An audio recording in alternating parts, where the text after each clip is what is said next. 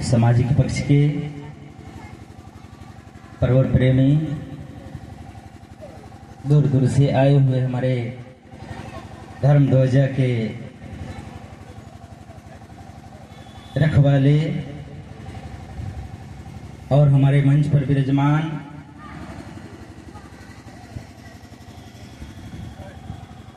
जो संत बैठे हुए हैं, ये सब आप हम सब जानते हैं कि आज जो ये मंच के द्वारा हो रहा है, ये भारत माता मंदिर की वर्षगांठ के तत्वाधान में हो रहा है और हमारे गोस्वामी सुनील गिरी जी के अध्यक्षता में हो रहा है और इन्हीं के वो अद्भुत सोच के द्वारा आज हमारे दूर दूर से धर्म अनुरागी संत पधारे हुए हैं और यहाँ पधारने का अगर सही सही मतलब रहा तो जो अभी इस मंच के द्वारा आप जो श्रवण कर रहे हैं, इसका उद्देश्य यही था कि जो हमारे लोग हैं, जो हमारे ध्वज को रखे हुए हैं, इस ध्वज को अपना ध्वज को आगे बढ़ाएं। जब कोई अपना संकल्प लेता है, उस समय जो उसके पास जो संकल्प के जो शक्ति रहता है, ये मनुष्य अपने जीवन में उस ओज को, उस शक्ति को सदा सदा के लिए रखना चाहिए। लेकिन ये इंसान कुछ किसी के प्रभाव में पड़ करके वो बात को भूल जाता है। लेकिन जो हमारे हिम्मत वाले लोग होते हैं, वो तूफानों से टकराते हैं और जो तूफानों से टकराते हैं, उसी व्यक्ति का इस संसार में नाम रहता है। आज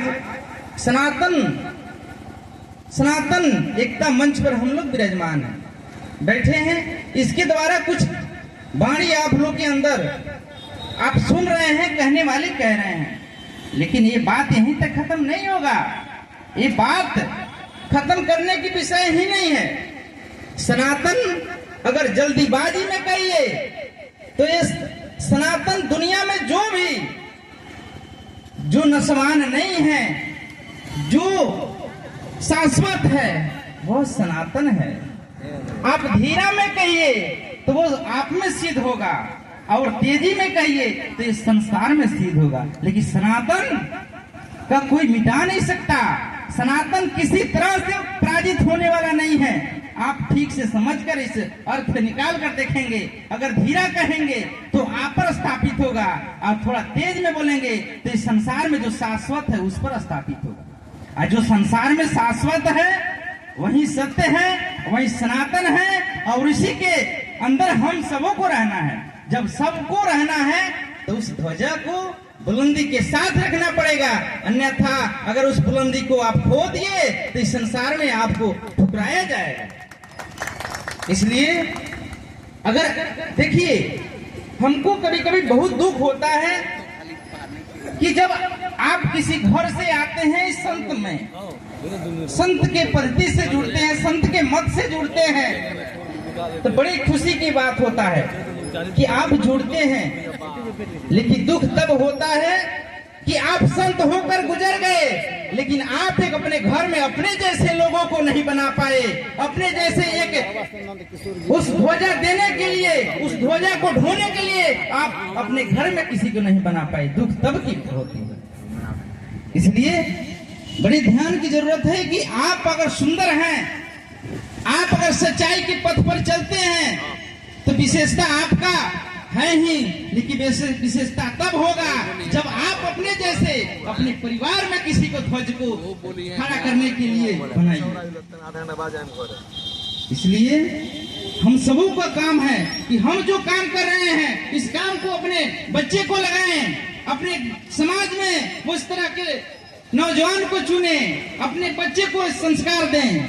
लेकिन ये तो हम लोग करते नहीं हैं। इसलिए हम सबों का ये मानसिक सोच रहना चाहिए कि हम जब अच्छे पथ पर चल रहे हैं तो औरों को अच्छे पथ पर लाने का प्रयास करें और अच्छे उसको ज्ञान विज्ञान से प्रेरित करें हम लोग।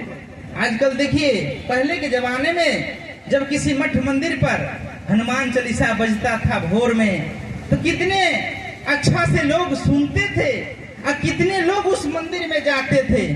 लेकिन आज कौन व्यक्ति जाता है? हमारा जैसे देखिए तो रोड पर टहलेंगे, लेकिन सुबह शाम और किसी मंदिर में, कौन ऐसा गांव नहीं है जिसमें मंदिर नहीं है? लेकिन कई आदमी उस मंदिर पर जाता है। इसलिए ये आपकी बुद्धिहीनता है। आपकी इस बुद्धिहीनता से आपको बहुत बड़ा क्षति होने वाला है। लेकिन आप अगर इस बात को नहीं समझ पाए तो आपको अवसर खो देने के बाद आप वहां कुछ कर नहीं सकते। इसलिए कोई व्यक्ति अवसर रहते ही कोई काम करता है। जैसे अभी किसान जब थोड़ा सा समय से विचलित हो जाता है तो उसका फसल मरा जाता है। यहाँ सब लोग लगभग किसान हैं। ये मिट्टी से उपजे हुए सब हम लोग हैं। ये मिट्टी के हम लोग हैं और इस मिट्टी से हम लोग जीते हैं और इसमें हम मिट्टी के लिए हम कुछ करना चाहिए। हमारा यही फर्ज है। तो जो किसान अपने किसानी से चूक जाता है वो अपने साल भर पछताता है, साल भर रोता है कि हम किसानी उचित समय पर नहीं किया। इसीलिए इस संसार में अगर आपको कुछ अच्छा करना है, ध्वज को अच्छा रखना है, तो अपने जो बाल बच्चे हैं वो आपका फसल है, तो वो आपका फसल है तो उसको भी अच्छा होना चाहिए। इसके लिए आपको ध्यान रखना चाहिए। तो आइए, हमारे जो भी इस मंच से आप हम सबों के लिए हुआ, सबके लिए हुआ और सब हमारे लिए हुआ, इस तरह सबको ध्यान रखते हुए अपने ध्वज को आगे बढ़ाइए। इन्हीं क्षण शब्दों के साथ तमाम महापुरुषों को दंडवत प्रणाम साहिब।